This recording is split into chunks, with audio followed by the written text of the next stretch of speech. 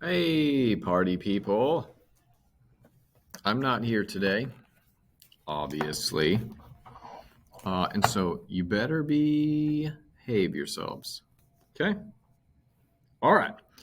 I'm going to walk through effects of migration with you, and you're going to take notes. Okay?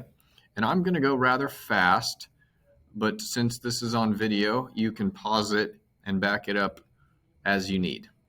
Okay? So let's go ahead and go through it here. Now, if you want to follow along, it doesn't follow the book exactly, but this topic in the book is on page 133. Okay? It's on 133. It won't go in the same order, I don't think, but it's the same topic, and there will be some examples of things in there for you. Okay? So go ahead and put your title. It's The Effects of Migration. It is October the 5th. Make sure you put the date up there in the right-hand corner. Okay, here's your EQ. Explain historical and contemporary geographic effects of migration. Okay, historical and contemporary. Remember, contemporary means in the time that we are living. Okay. So we're going to split this up, as you can see here, by economic, social, political. Okay. Not natural this time, because there aren't natural consequences. Well, there could be, but we're just going to keep it as ESP for now. Okay, so go ahead and put economic as a subheading, and we'll start with the economic effects of migration. So now I want you to organize this kind of in a T chart type of fashion. How does it affect the receiving countries? How does it affect countries of origin? Okay, receiving countries are the places immigrants move into, and countries of origin are the places they left. Okay, so for the receiving countries, the immigrants are usually a source of labor for jobs that needed to be filled. Okay, and so a lot of times those are things like construction, agriculture. There's a lot of our fruit and vegetable farms are the labor force for those are immigrants. Okay. Reduce available jobs for citizens of the country. That is always a complaint. Sometimes it's perceived and sometimes it's real. It's not always real, but it usually is a complaint of the people in the receiving country, is that, oh, the immigrants are taking our jobs. Sometimes there's no data to actually back that up.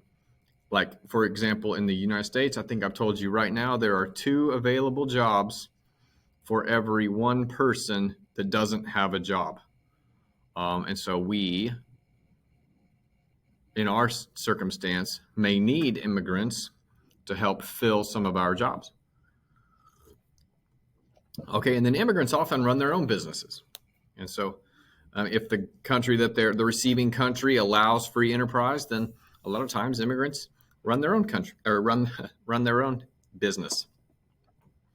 Now, as far as how does it affect the country of origin and their economy, it lowers the unemployment rate, which is a good thing.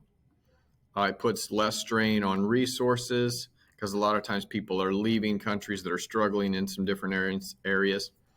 A lot of times the money sent back home, which we call remittances, they actually support and boost the economy.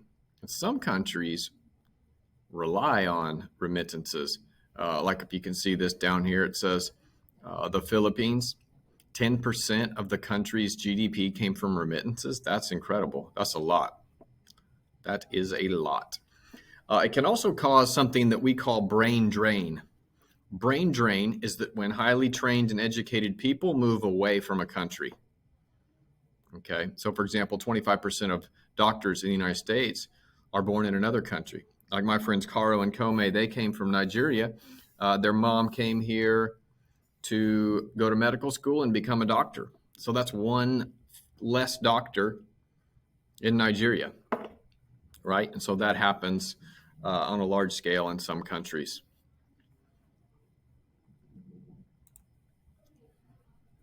Okay, so now we'll move on to social. So put your social subheading in there.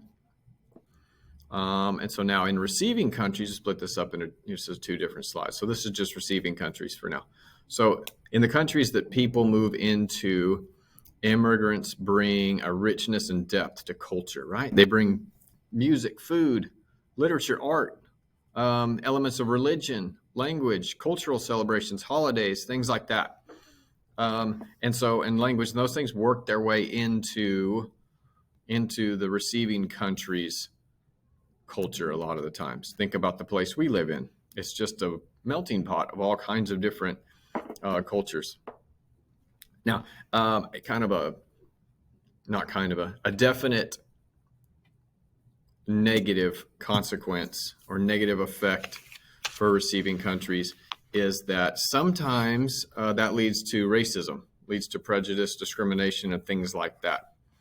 And so that's, of course, not a great consequence, but it does happen because people sometimes fear the unknown and the unfamiliar.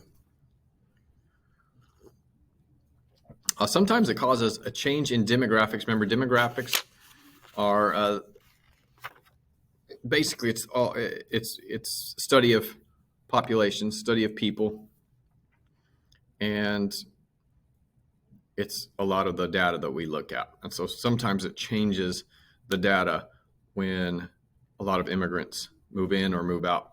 So in stage 4 and 5 countries, that meaning if you think back to the demographic transition model, that's what that's talking about. Stage 4 and 5 of that model, those are low growth, sometimes zero growth, sometimes negative growth. They're in decline, right?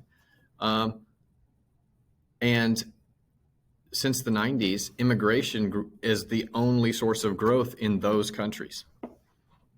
The United States is kind of looking at that situation right now. The only source of growth the United States has is immigration. Sometimes it can change the age composition because, if you'll remember, most people that migrate are working age males, right? And so that reduces dependency ratios. Those people pay taxes and support the dependents, the elderly and the young people. So it can be a good thing socially, which can lead to good things economically as well. Now, in the country of origin, back where they came from, sometimes it causes an unbalanced sex ratio. Remember, because men tend to migrate. Sometimes it throws off the dependency ratio because the working age people leave. And the young and the elderly can't move. And sometimes it changes the traditional family structure. So sometimes we find matriarchal societies because a lot of the working age men, they might actually be married and still move so that they can send money back. But then, that can also provide relief from overcrowding. So there's positive, negative, and neutral effects in there.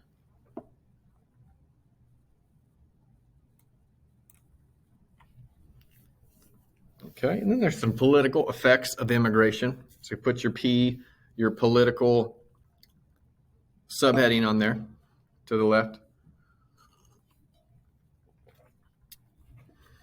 So countries regulate immigration, and these things are fluid and they change a lot. They're adjusted a lot, and so sometimes there's laws that restrict immigration. Sometimes there's things that encourage immigration. And so you see this word right here, xenophobia. That's a fear of foreign people. Okay. A desire to limit cultural diversity. Okay. Now, sometimes you see Japan and the United States in there. Japan limits immigration. The United States heavily regulates immigration. Now, Japan has always done this because they're an island, and they've always felt like they needed to protect their little island. They also have a fairly homogenous society and culture, meaning almost everyone is Japanese. United States is a melting pot, and a lot of people do immigrate in, but there's a very official process. And so that's why you see the United States under here. It's not that the United States does not allow people to immigrate. It's that the United States has a very official process for it. Okay. And then somewhere, like we said earlier, they have laws that encourage immigration. So think Qatar and things like that. Okay. Now, historically, the Chinese Exclusion Act actually prevented Chinese people from migrating here for a period of time, quite a long period of time, if you'll notice, 1882 to 1943. And so you need to know about that historical example. Okay. All right. Now see if you can answer that essential question. Explain historical and contemporary geographic effects of migration. Okay. So go back and rewatch parts if you need to. You can email me questions if you have questions. Otherwise, I will be back at school tomorrow. Okay? All right, guys. Be nice. Be good to each other and to the substitute, and I'll see you soon.